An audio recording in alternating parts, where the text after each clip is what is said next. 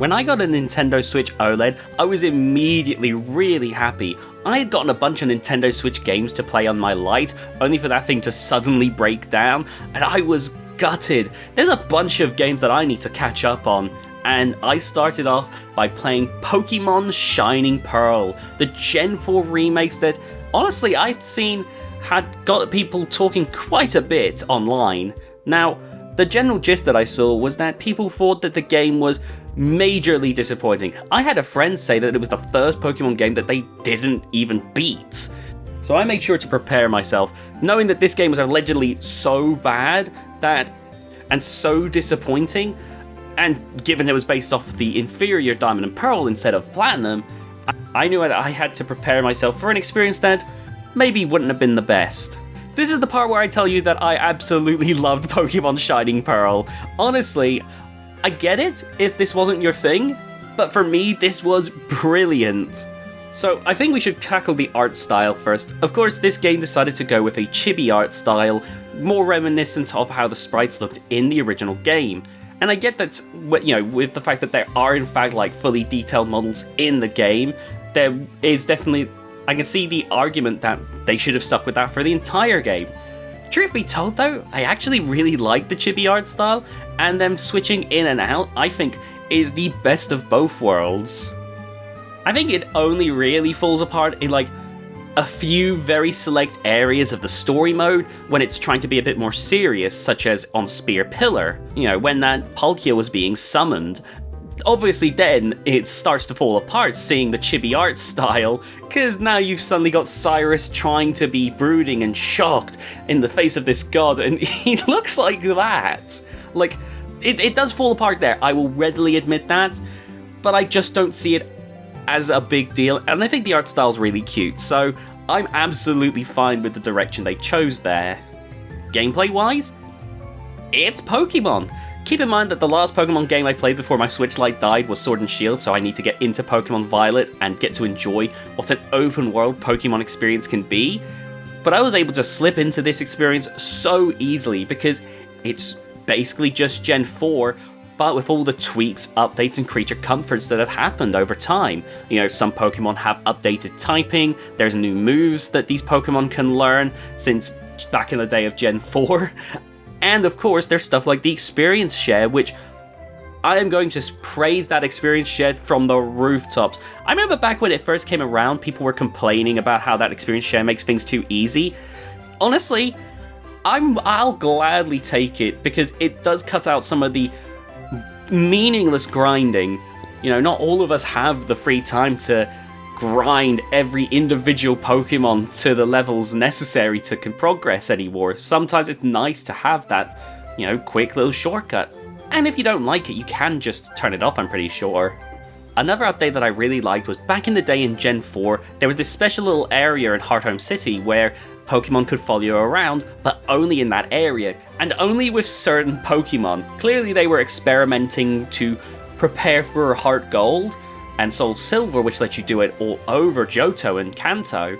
But obviously, given that there won't be any Gen 2 remakes, they've actually fully implemented the feature in this Gen 4 remake, and that is awesome! I loved running around with my Infernape and later my Palkia around Sinnoh. And all the Pokemon, I'm pretty sure, had like different speeds based on which Pokemon you pick, which I also thought is a fun little detail. They absolutely didn't need to do that. They could have just had it be like keep the Pokemon chained to you, and I doubt many of us would have complained. But I think that just adds a little bit more to it. Of course, the Pokemon teleport to you if you go too far away, but I still think that's a pretty neat feature. One area I didn't understand, and maybe that's on me, I want to preface that, it's probably on me, but I didn't understand the update to the contests. I went to join a contest, and I was met with a rhythm game. I did the rhythm game, and then it ended, and can you still win ribbons in this? Have I completely misunderstood how the contests work in this game? But that doesn't really matter. Battling was a ton of fun in this game. Of course, now the HP bars go a lot faster than they did in Gen 4. This game got to benefit the exact same way that Red and Green did when they got updated, and Gold and Silver did when they got updated, getting a lot of those little creature comforts.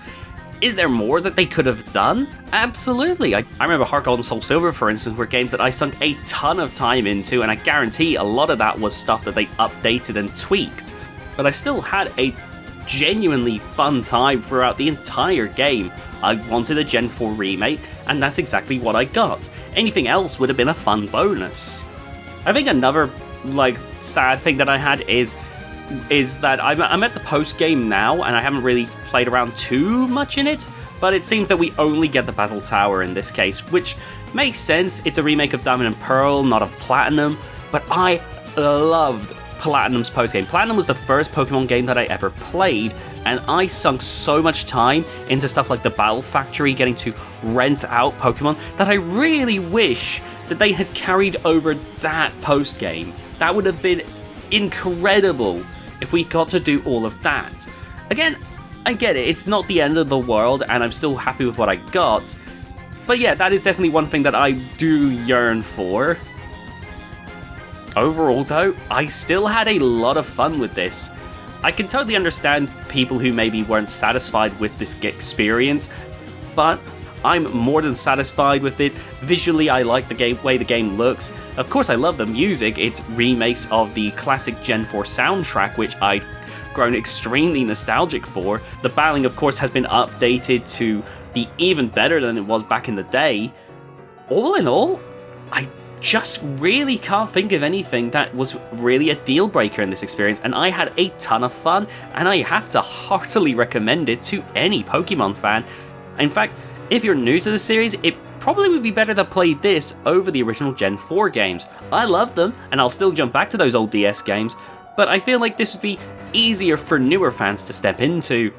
And if you're someone who misses the good old days of Generation 4, and for anyone who's looking at me weird, Gen 4 came out in 2006, it's been nearly 20 years now, then I'd recommend giving this game a shot. Honestly, I feel like while I understand some of the negativity, I do feel that it was a little overblown. I think this game's a ton of fun, and I think you will too. Anyway, be sure to leave a like on this video, and subscribe for more reviews.